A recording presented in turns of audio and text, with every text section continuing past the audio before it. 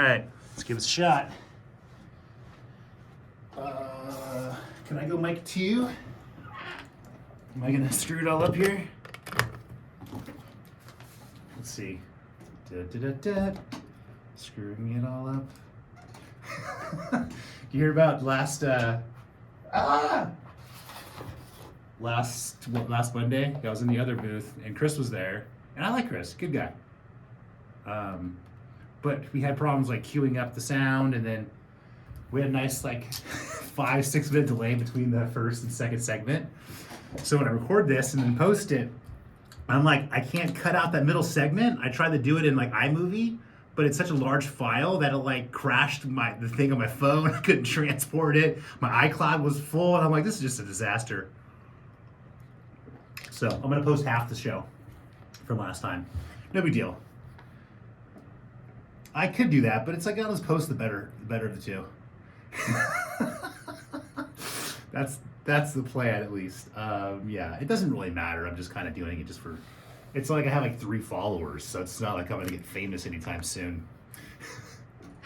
You know, hey, 3 is better than 0, I guess. I don't know if that. Yeah, well, I got the shows on the podcast, so that takes care of that, and then the YouTube thing was kind of the new thing. So like, put the full show up. I do that after it airs, so I don't want to ruffle any feathers, and then I'll take some segments out, like some 1-2 minute segments that I think are kind of funny, and then post them on a different YouTube page. So I don't know, whatever. It's a slow process. What's that? Yeah, I could be doing more too. So I'm kind of, a little lazy sometimes, but it's a human condition, I guess. Oh, I know. Well, you as well. I know. It's called, there's something like balance, I think, or something like that. Yeah. Because I like my drinking time too. Starts cutting the beer time. Like, whoa, hold up just a minute. Yeah, exactly. Gotta slow this down. All right. Well, whenever you're ready, brother man, let's do her.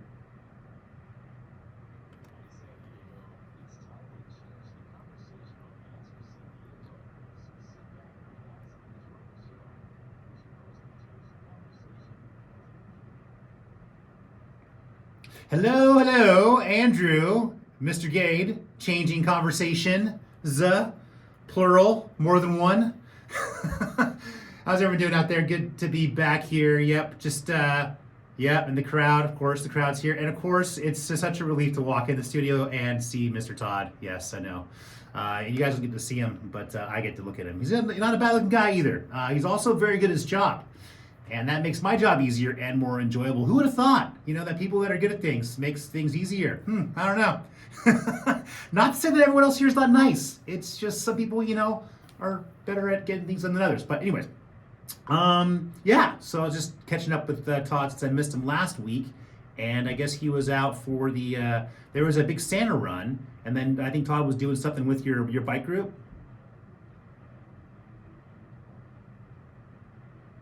Okay. Oh, that's right. Yeah. The Christmas parade. Okay. Yeah. Okay. Well, it's still good to win. Did you have more than one bicycle group this year that showed up? Okay.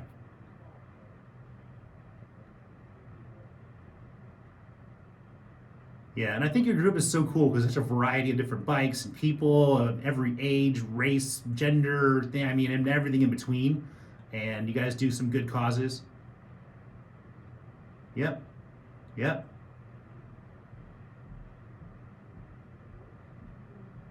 There you go. 2 wheels, 1 love. I like that motto. Yeah, and also the fact you guys do some, stuff for the community. I know you're doing that blanket drive, and I know you do some food drives and just some real good stuff too. So, um, nice. Okay.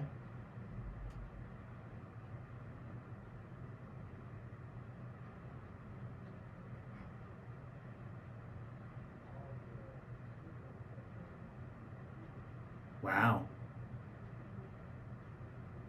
Okay. Nice.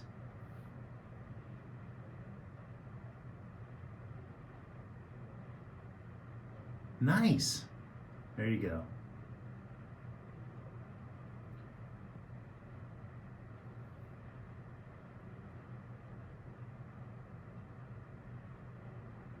Okay.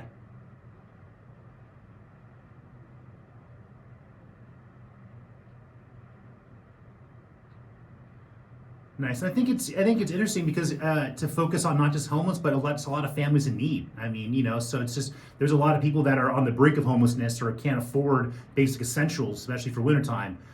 So I think when we're talking about helping out the needy, that we're not just focusing on one group like homeless, but people that are in need in general. So, yep, absolutely. Yeah. Wow. Yep. Super cool.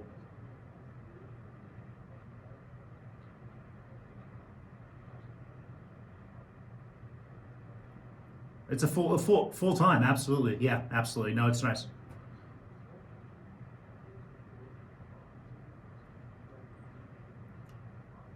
Yep. Exactly, and that just goes to show that at the end of the day, I mean, really, we have so many, tens and hundreds of millions of dollars getting pumped into government agencies and all these 501(c)s and nonprofit groups. When a lot of it actually is local people, volunteers, and local donations. People donating, of course, the used stuff, their own products, but also their services. Companies, local restaurants donating food. I know that they've really picked up on the collecting of food from grocery stores and things like that to ramp it up too. So it's nice to see. And again, that a lot of it really boils down to a lot of my solution theory is looking at how do we really address local issues as we do it locally. We take care of each other because we're our own neighbors. These are people in our community are important to us. If we're struggling, we're all struggling together. So the more that we can do, and a lot of times it doesn't take much. Your group doing this a couple times a year, other groups doing it, some people doing it on a full-time basis. So it's really nice to see. So I appreciate you putting in that time and effort out there too, and having a good time too. Um, exactly, that's the beauty of it too. And so while Todd was out running around with a bunch of Santa Clauses and PB, and PB paraded it up, I actually went to the Coronado Holiday Parade, which was actually really cool. Super crowded. It wasn't as crazy as Fourth of July, but it was nice. We had Santa out there. Richard Bailey and Santa, they kind of lit the Christmas tree. Now that tree this year, it's I guess it's the one of the clubs there on the island. The Rotary Club is the one that does the Christmas tree. It's Rotary Park there. They're also the ones that put the flags up along Orange Avenue for holidays and events. And this year, I guess they have more lights than typical. So this year they really went all out. Now you can see that Christmas tree when you're crossing the bridge. So if you're crossing the bridge in the Coronado, you can see the Hotel Del all lit up. Look to your right a little bit, and maybe another quarter of the island. You see a nice large Christmas tree lit up, and that's the Christmas tree there off of Orange Avenue. So that was a pretty cool little parade there to see. And I know Ocean Beach does their parade, PV does their parade. It's nice. And I was talking to someone else, and they said, it's for the kids. And I like that, because again, I mean, you have adults out there; they're the ones, kind of putting it on and organizing it. But at the end of the day, it's a good time for the kids. And I'm glad that we still have these local traditions going around San Diego. San Diego, while we are a large city, and when it comes to population and land area, we because of the small areas and different beach areas and communities in San Diego, we kind of act like a bunch of small cities in one. So I like that San Diego still keeps that tradition with all the other things going on in the city. So that's really nice to know. And speaking of the city, this weekend I did a little staycation out in Julian, and we planned this. It was funny. We were there. Me and Brenda were there here back in October, and we were walking around checking it out. And I've only been to Julian maybe not even half a dozen times in the 20-some years I've lived here. It's so close, but by an hour drive, and you're in the mountains, a nice little escape from everything. And there's a little hotel there, Gold Rush Hotel. It's a bed and breakfast. Supposedly, it's the oldest running hotel in Southern California since 1897 or something like that. We walked in, super cute, and we're like, hey, let's make some reservations for December. So that was this weekend, and they had it all decked out for Christmas. So of course we got up there Saturday and kind of cruised around, and then Sunday yesterday was raining most of the day. So we went to Vulcan Mountain Winery. We went to Nickel something brewery. We had some lunch. We did some shopping, walked around, cruised around, and then we were hoping it was going to snow yesterday evening. There was a chance of it, But got to wake up this morning to about 4 inches of snow on the ground, and it was just really amazing to wake up, open the door, and have snow covering the street and everything there and coming down. So it was a really awesome. It reminded me of when I was younger, being in Lake Tahoe, days like that. So it was really nice. And of course, we got the drive in the snow. Half the way back, it was actually snowing this morning. So that was a nice little slow journey. And it's just so beautiful. And I've never actually driven in the snow in San Diego County since I've been here. I've gone up to the snow at Mount Laguna, but never driven through it. So that was a nice little break there. Brenda has a Jeep Wrangler, so we were originally in two-wheel, but it was getting a little slippery, so we threw it in four for a little while. But I will say that this is something that a lot of people don't realize. You know, if you haven't driven the snow, you should be very cautious and maybe not driving it. And if you do, make sure you have chains. We had one car slid off the side. We had some people putting chains on or adjusting chains in the middle of the road, one on a blind turn. So, I mean, we're talking about situations where hopefully everyone, knock on wood here, you know, made it home or made it where they're going to destination safely, but some very dangerous and irresponsible activities. So, again, if you don't know what you're doing, don't be going driving in the snow. It's very dangerous. While it might be pretty and sound like a good idea, and if you don't have experience or with someone that's experienced or have chains or have a four-wheel drive vehicle with proper tires, it's maybe best you wait for it to stop snowing and then go enjoy it the day after it snows, when the roads are cleared. So, but it was a really nice little trip there, and look forward to doing that more often. And it's interesting because, you know, I talk about drinking beer a lot. And I'm never going to stop drinking beer until somehow maybe the day I'm dead. But I've gotten into drinking wine a little bit, and so it's actually kind of interesting. I wouldn't call myself a full connoisseur or expert by any means, but it's interesting. It's nice to get into more on the reds. Brenda is a red wine drinker, so I've gone more of the reds. And I used to kind of like the whites and the sweetness, and now I'm enjoying more of the drier, more flavorful. So again, you know, hey, I guess as we get older, we could grow up a little bit. So there's times we do like Wine Wednesday at Brigantine in Coronado. We'll split up a bottle of red wine, and I'll still have a beer as well too. I mean, the beer's my water. You know, you want a water? I'm like, just give me a Calidad. That's close enough. So I'm the only guy that I've seen drinking a glass of red wine and a light beer at the same time too. So you know, it's something that keeps me a little bit special there. That's because that's what I am, is a little special, different. But anyway, so yeah, burned a good amount of time there just talking about me and Todd, which is good. You know, you know, we talk about on the show here. I try to list off all of my favorite fun, exciting events that happen here weekly, and you know, never have enough time for all of it. So you know, sometimes it's important to talk about other things too than all the chaos going on around the world. And I mean, I don't think I'm going to even get close to touching on all the stuff I have here. I mean, you know, we're never going to stop this issue with Ukraine and Russia until pretty much at this point, until Ukraine's toast, until they're fully destroyed. You know, I mean, Russia's going to, and this is the issue, guys, okay? Remember, I've talked about this since day one. I said we should never have got involved in Ukraine. We should let Ukraine and Russia figure out themselves. We should pull out of NATO. I made a lot of recommendations, and recommendations, of course, to this day are still 100% true. Would have saved us a lot of effort, billions of dollars, and potentially a lot of lost lives. But here's the issue, guys, that's going to happen here. The more that Ukraine strikes within Russia, they've had some drone strikes, they're attacking Russia. Russia's going to retaliate. They're going to show Ukraine who's boss. Okay, they're going to say, okay, well, if you're attacking inside here, we're going to attack back. So there's a chance that Russia at one point might decide just to nuke one of the cities in Ukraine and say, here you go. What's going to stop them? I mean, Ukraine does not have nuclear weapons, Russia does. If you piss them off enough, Russia might just say, well, we're going to show you guys. And then what can happen? If Russia uses a nuclear weapon inside of Ukraine, the world, the international, everyone in the world, they can't do anything. Okay, we're not going to nuke them back. Then Russia's going to nuke us. Then we're going to start a nuclear war. World War III is going to be right there on our hands. So again, if Ukraine doesn't stop messing with Russia, Russia is likely to ratchet it up to whatever level they do. So I'm saying right now, guys, let's pull out of Ukraine. Let's stop financing it. Let's stop encouraging it. And let's let them figure out their own deal with Russia. Anyways, guys, we're out of time. We're going to catch you guys on the flip side of this break.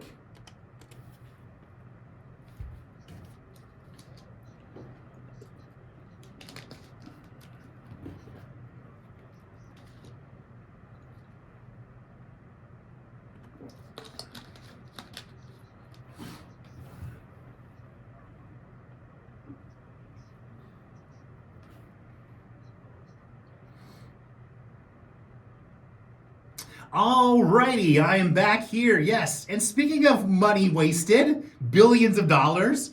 I guess here the what is it? Congress and the House passed an $858 billion defense policy, right? So that's yearly we spend almost $1 trillion on defense. I think we still are number one when it comes to defense spending globally, even though I think China now has more Navy ships than we do.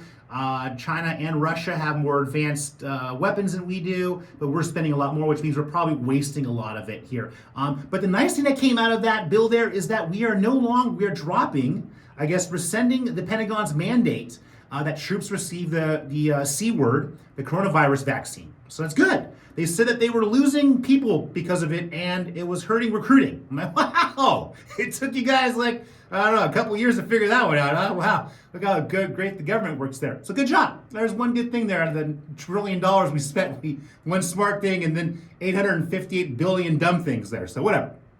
It's all good, right? I guess it's all good until we're, because we're just putting on our tab. We're just going to be more and more in debt. And then we'll just let some other future generation pay that all off there. And speaking of debt here, I was reading here that pension funds and other non-bank financial firms have more than 80 trillion with a T, of hidden off-balance sheet dollar debt in FX swaps.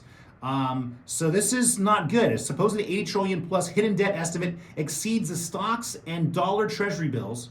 The stocks of dollar treasury bills, repo and commercial paper combined. So pretty much they're saying that if there's a liquidity crisis, that could plunge us into the largest financial crisis of our lifetime. No big deal. It's just keep on trucking along here. So we should be good here too. And speaking of pension funds and things like that, Biden likes giving out free money. The whole situation with the student loan thing, that's tied up in the courts. We're probably not going to hear a solution to that here till Supreme Court hears it in February, and then maybe I guess what their ruling is going to be till later next year. But in the process, he was saying that they're going to be investing $36 billion in federal funds to save the pensions of more than 350,000 union workers and retirees. Now this comes just after they decided to cut off the union on the railroad strike. So I guess maybe President Biden's doing this now to save face of the union. So he's giving away $36 billion. What about the money to help all the small business workers, small business owners out there? The ones that were all hurt by COVID, the ones that were forced to shut down, the ones that lost their businesses and life savings. Where's the money for that? Because you know that small businesses don't have pensions. There's no retirement. So I have no pension. I'm not going to have enough money to retire. So I'll never be able to retire.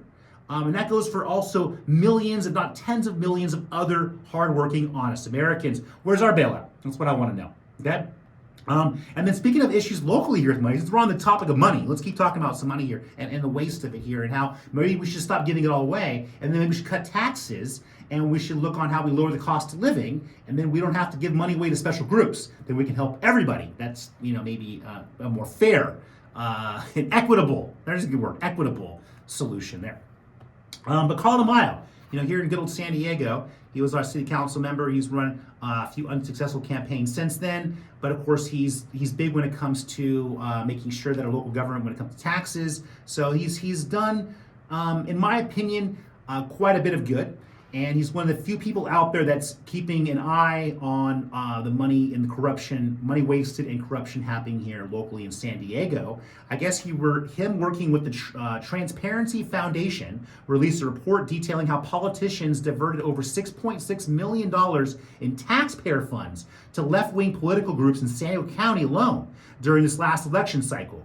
Okay, and that's just one county. Supposedly, there's a report also flags over $100 million statewide of funding that needs to be examined. So what's happening here is our local government systems, Democratic-run, controlled government here is giving away taxpayer funds to other groups. Supposedly, a lot of this money was going to help re-elect Democrats and helping, what they always call left-wing groups and things like that. So that's a problem. That's also highly illegal. The government cannot be spending taxpayer money on anything political or anything partisan. That could be done all day long by individual groups and individuals themselves, but not by politicians and elected officials. So I'd like to see these people held responsible for the crimes they're committing, because if not, then how's it ever going to stop? Or we just go ahead and just dissolve all these structures and don't have any elected officials. And then we don't have to worry about them misappropriating and spending money illegally. That's another idea there too. And speaking of that, homelessness. We're, I guess here, there's of course, the number of homeless people living without shelter is increasing. I guess since downtown San Diego has reached a record high for the 4th straight month now in November. So we're having more and more homeless, but yet we're increasing funding to help end homelessness. So that's interesting. More money, more homeless problems, I guess, as Biggie said. But the Board of Supervisors, I guess it's last May, last May, I don't know, it's December now, offered $10 million for cities to fund shelters, safe camping sites, cabins, or other programs that would help get people off the street. So it kind of sounds like they're slowly moving toward my idea, which was to create an area somewhere far out east, okay, away from the cities and all that, with very cheap, inexpensive land, and put our homeless people out there and have all the services needed. That way they can live in their own little area and not be a burden upon everyone else living in the cities, but more importantly, not breaking the laws, not stealing shopping carts, and not littering, and not defecating in public and making our beautiful downtown a disgusting, dangerous place to live. So yeah, we're flushing it all down the toilet there. It's funny that flush sound doesn't even sound right. It was like getting some interference on it. Like I don't want to use the word for it, but it sounded like a deep. Anyways, you guys get the point. All right, there you go. And then we have a good one. This is a new one. Twittergate. Okay, yeah. So you know how everyone likes to gripe on Mr. Elon. This is turning into a lot. I guess this is now at least a week or so ago here now. He was talking about releasing a massive bombshell disclosure based on all this internal stuff in Twitter. Supposedly that would reveal what really happened inside of Twitter when it tried to temporarily suppress the 2020 New York Post story about Hunter Biden and his laptop. So the whole Biden thing, and of course, now Republicans going to be in control of the House. They're talking about investigating the Biden family and Hunter. Good. It's going to be payback for all the waste of time you've been doing in investigating and going after Trump. Now the Republicans are going to go after Biden. And again, it's never going to end. Just one side or the other, whoever's in control, and everybody's going to get locked up in legal battles, and we're going to waste more time and not take care of anything. But see, here's the problem that I have with this. So the FBI and the DHS, the Department of Homeland Security, they covered up information on Hunter Biden, knowing the information could possibly have been detrimental to his father's election.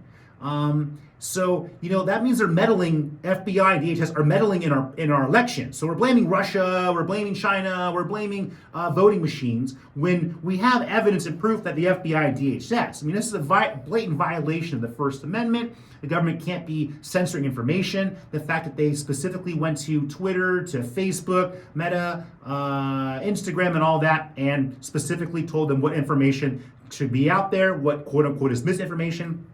I made posts. I post information, and I had posts removed and deleted. I had posts removed and deleted that I was reposting from news articles that I read somewhere else that I felt that weren't anything other than information. So I saw it with my own eyes. And at this point now, I mean, America, guys, I hate to say it, it's officially fully corrupted. Yeah, we're toast. Corporations controlling our government. Elections that are pretty much bought and can't be trusted, FBI, intelligence agencies, DHS, things like that, state governments, all controlled by unions, controlled by money. The list goes on. So, I hate to say it, but we got to stop pointing the finger at other countries. We have a broken system. We have corrupt individuals. We have criminals running our country, running these companies. It's time to start from scratch, dissolve these structures, take corporations, take all their assets, distribute them to local workers, take all the assets of these government officials, all their friends, redistribute those, and start from scratch. That's the only way. Bottom up, not top down. That's the only way we're going to fix it. And we're going to have to show future generations what happens when you become corrupt and you become a criminal. So that's what I'm saying we need to do right there. And I'm sorry, I left out one of them too. Google was also responsible for the misinformation and for removing information. Remember, they removed a couple of my YouTube videos because of the C word, because I said something about something that they didn't like. Yeah, so they took it right off right there. So Google's also responsible for that. And in Europe, I guess Google has to delete search results about people in Europe if they can prove the information is clearly wrong. The Europeans' top court said this last week. So in Europe, they're going to be passing new laws that are going to be regulating social media and technology companies, internet companies, on what information can and can't be put out there. So that's good. And then there was the other thing here, and I'm not going to spend much time on it, but one of the senators, Kristen Sinema from Arizona, I guess she no longer is going to be a Democrat. She's supposedly left the Democratic Party and she's registered as an independent. So that makes now, I guess, 3 people Bernie Sanders, Vermont, Senator Angus King of Maine. So I guess there's like 3 independents out there. It's a good sign. Maybe we should have all of our, Congress senators move to the middle, and then we can get away from having so much of this control of the Democratic and Republican parties telling our senators what they can and can't do. That's a good start there. So, yeah, I'd like to see that happening more and more people standing up here. So, anyways, this one I got to bring this one up. This is gonna be funny. This is gonna be a failure. I'm gonna jump back to San Diego because I used to live in the city of San Diego. Now I live in Coronado, a much better city because it's managed much better, and the people that live there actually take a lot more pride in their city, and it shows. So thank you, Coronado. Keep up the good work. The problem with Coronado is that we just so happen to be stuck next to all these mismanaged cities. We're in a corrupt county of San Diego, and we're also in this corrupt state of California, and the corrupt country of the United States of America. So that's what problems that Coronado has. But in San Diego, remember, there's new laws now to comply. I guess San Diego has to comply with a new state law requiring recycling of yard trimmings and food scraps. Okay, it's going to kick in, I guess, here next month, so in January, when delivery of 267,000 new green recycling bins. Okay, I mean, imagine the cost of that. That's going to cost probably 2.5. I mean, maybe 25 at $100 a pop. And we're talking $26 million, some crazy number like that. Okay, well, hopefully not, because we're not going to be able to afford it. Homeowners. Okay, so homeowners are going to have to pay, on top of paying for trash, they're going to have to put a plastic kitchen pail with food scraps. This is going to be an absolute disaster, guys. So good luck, San Diego. I'm sorry for all you guys for having to pay for it. But anyways, we've run out of time like always. Love you guys out there. Have a great week, and I'll catch you guys next.